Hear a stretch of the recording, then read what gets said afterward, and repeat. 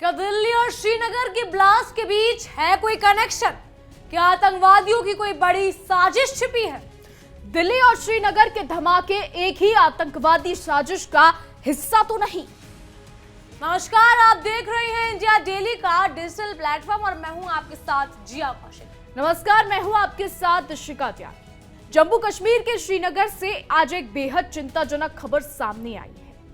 Nowgam police station में हुए भीषण विस्फोट ने पूरे क्षेत्र में दहशत फैला दी है। इस हादसे में अब तक 9 लोगों की जान जा चुकी है, जबकि कई लोग घायल बताए जा रहे हैं और कुछ अभी भी लापता है।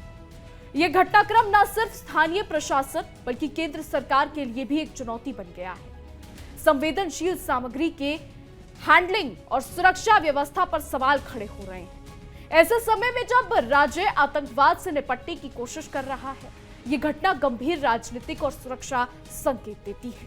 बिल्कुल, इस विस्फोट की विभाषिका को देखकर ये कहा जा सकता है कि ये घटना सिर्फ एक दुर्घटना नहीं बल्कि संभावित आतंकवादी षड्यंत्र का भी हिस्सा हो सकती है। जी हाँ, नौगाम पुलिस स्टेशन उस समय एक इंटर स्टेट टेरर मॉड्यूल की जांच में व्यस्त था, जिसमें कई गिरफ्तारी और जब्तियां हुई हैं। ऐसे में ये विस्फोट न केवल मानव जीवन के लिए खतरा है बल्कि ये सुरक्षा तंत्र की कमजोरी पर भी सवाल उठाता है। प्रशासन और सुरक्षा एजेंसियों की तत्परता पर अब व्यापक राजनीति और प्रशासनिक बहस होना तय है। लेकिन आपको बता दें, अभी जो दिल्ली में ब्लास्ट हुआ था, ऐसे और भी कई ब्लास्ट पूरे देश में होने वाले थे, लेकिन हमारी एजेंसियों, जी हाँ, हमारी सुरक्षा एजेंसियों की तत्परता और उनकी फास्ट स्पीडिंग चेक पॉइंट से ये चीजें संभव नहीं हो पाई। नहीं तो आतंकवादियों का अगला टारगेट अयोध्या था। जी हाँ, राम मंदिर अयोध्या को उड़ाना। लेकिन हमारी सुरक्षा एजेंसियों का शुक्रिया, जिन्होंने इन सब पर पहले से ही सब कुछ जांच पड़ताल की और हर चीजों को पकड़ते चले गए। ये दिल्ली में जो अभी ब्लास्ट हुआ, ये भी घबराहट में हुआ है, क्योंकि डॉक्टर उमर नबी जो फरीदाबाद में जिसके साथ ही पकड़े गए थे, उसने घबराहट में दिल्ली में आके ब्लास्ट किया था। नहीं तो ये ब्लास्ट और भी ज्यादा घातक हो सकता था। घटनास्थल से प्राप्त जानकारी के अनुसार विस्फोटक पदार्थ हरियाणा के फरीदाबाद से लाई गई थी। प्रारंभिक जांच में ये सामने आया है कि विस्फोटक अस्थिर था और उसकी हैंडलिंग के दौरान किसी चूक ने इस बड़े हादसे को जन्म दिया। अमोनियम नाइट्रेट जैसी संवेदनशील सामग्री को सुरक्षित रूप से हैंडल करना हर सुरक्षा एजेंसी की प्राथमिक जिम्मेदारी होती है। लेकिन इस विस्फोट ने यह स्पष्ट कर दिया है कि कहीं ना कहीं सुरक्षा मानकों में गंभीर कमी रही। इस बीच आपको बता दें कि ये जो ब्लास्ट हुआ है, इसके बाद जांच तेज कर दी गई है। सुरक्षा एजेंसियों ने जांच तेज कर दी है। खबर ये है कि कई लोग इसमें घायल हुए हैं, जैसा कि हमने आपको पहले बताया। खबर ये भी है कि शायद जम्मू कश्मीर के सीएम उमर अब्दुल्ला, जहां पर ये ब्लास्ट हुआ है, वहां पर पहुंच सकते हैं। साथ ही आपको बता दें, एलजी भी वहां पर पहुंच सकते हैं। अब देखना होगा कि क्या होता है। बिल्कुल अशिका, वहीं दूसरी संभावना ये भी है कि यह विस्फोट एक योजनाबद्ध आतंकी हमला तो नहीं था। पुलिस स्टेशन परिसर में एक कार खड़ी थी, जिसे पहले अवैध गतिविधियों में इस्तेमाल किए जाने के शक में जब्त किया गया था। आशंका है कि इस कार में पहले से आईईडी लगवाया गया था और इस विस्फोट की चपेट में आकर उसके पास रखे अमोनियम नाइट्रेट में भी धमाका हो गया। ऐसे में राजनीतिक तौर पर यह घटना और सुरक्षा एजेंसियों की तत्परता अभी भी वाकई काबिले तारीफ है, क्योंकि जिस तत्परता से ये फरीदाबाद मॉड्यूल की जांच चल रही है, उसमें कहीं ना कहीं इस पूरे रैकेट का खुलासा होना आवश्यक है। इस ब्लास्ट के बाद प्रशासन ने तुरंत इलाके की सुरक्षा बढ़ा दी है और घायलों का इलाज सुनिश्चित किया जा रहा है। जिला अस्पताल और अन्य स्वास्थ्य केंद्र अलर्ट पर हैं। डिप्टी कमिश्नर अध्यक्ष ने मौके पर पहुंचकर घायलों का हालचाल लिया और सभी आवश्यक सुविधाओं को तत्काल मुहैया कराने के निर्देश दिए। राजनीतिक रूप से देखें तो ये प्रशासनिक तत्परता राज्य सरकार की जवाबदेही और नागरिक सुरक्षा की दिशा में उनकी गंभीरता को परखने का अवसर भी बन गया है। फिलहाल जांच एजेंसियां घटना की 2 संभावित वजहों पर गंभीरता से काम कर रही हैं। पहला एंगल है कि जब्त की गई संवेदनशील सामग्री की मिसहैंडलिंग से विस्फोट हुआ और दूसरा ये कि कोई आतंकी षड्यंत्र भी ये हो सकता है। इस प्रकार की घटनाओं में राजनीतिक जिम्मेदारी और भी बढ़ जाती है।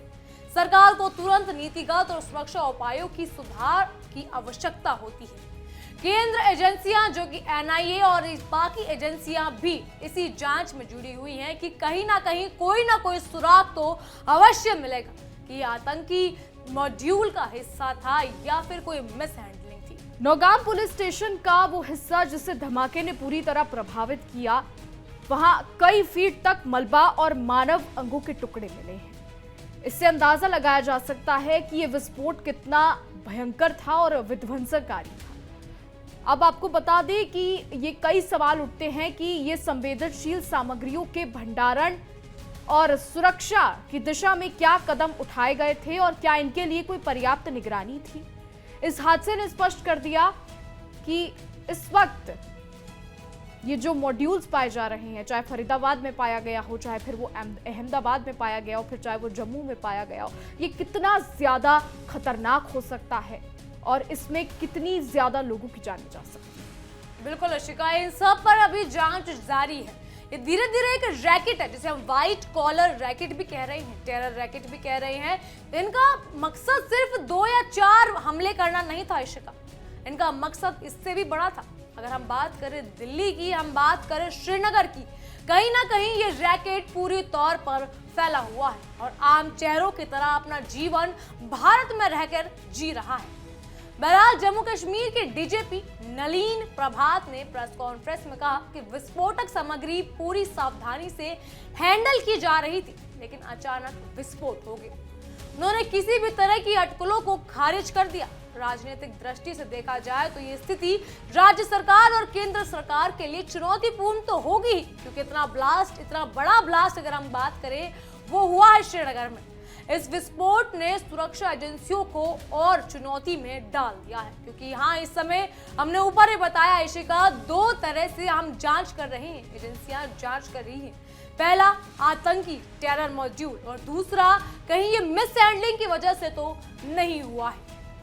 घायलों की संख्या लगातार बढ़ रही है और कई लोग अभी भी लापता बताए जा रहे हैं। मलबे में फंसे लोगों को बचाने का काम जारी है। आपको बता दें कि ये घटना बहुत ही ज्यादा भयानक हुई है और इसकी वास्तविक तस्वीर जो है वो बहुत ही ज्यादा भयानक है। अब ये सवाल उठता है कि आतंकवाद और संवेदनशील सामग्री की सुरक्षा को लेकर क्या कुछ हो रहा था, क्या कुछ होने वाला था, या फिर एजेंसियां इसको लेकर क्या कर रही थी। अब ये सबसे बड़ा सवाल है, क्योंकि अभी तक बताया नहीं गया है कि क्या कुछ वो लोग कर रहे थे। बिल्कुल।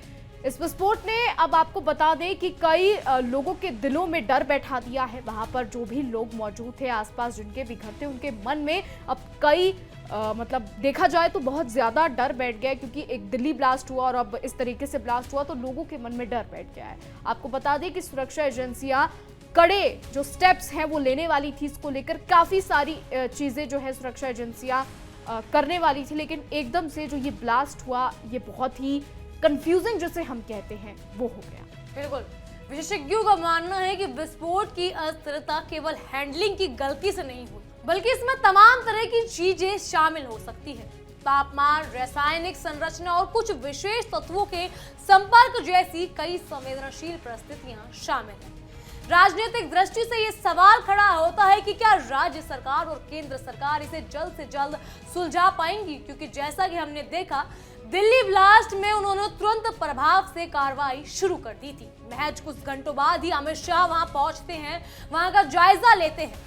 ऐसा कुछ भी हमें श्रीनगर में देखने को मिलेगा, लेकिन ऐसी कयास लगाए जा रहे हैं। मेरे हिसाब से इशिका ऐसा हो भी चुका है कि सीएम उमर अब्दुल्ला और एलजी वहां पहुंचकर जरूर जायजा लेंगे इस बारे में, और इस बात का पूरा जवाबदेही और प्रशासन की तरफ से क्या कुछ जानकारी उन्हें मिली है, क्या कुछ इस समय हुआ है, क्योंकि रात का समय था ये। देखिए, हम आप सबको बताना चाहेंगे कि ये रात के समय श्रीनगर में ब्लास्ट हुआ है, जबकि दिल्ली में जो समय था वो 6:52 का था और श्रीनगर में जो ब्लास्ट हुआ है वो 11 बजे, तकरीबन 11:50 से 11:20 का कुछ कहा जा रहा है इस समय।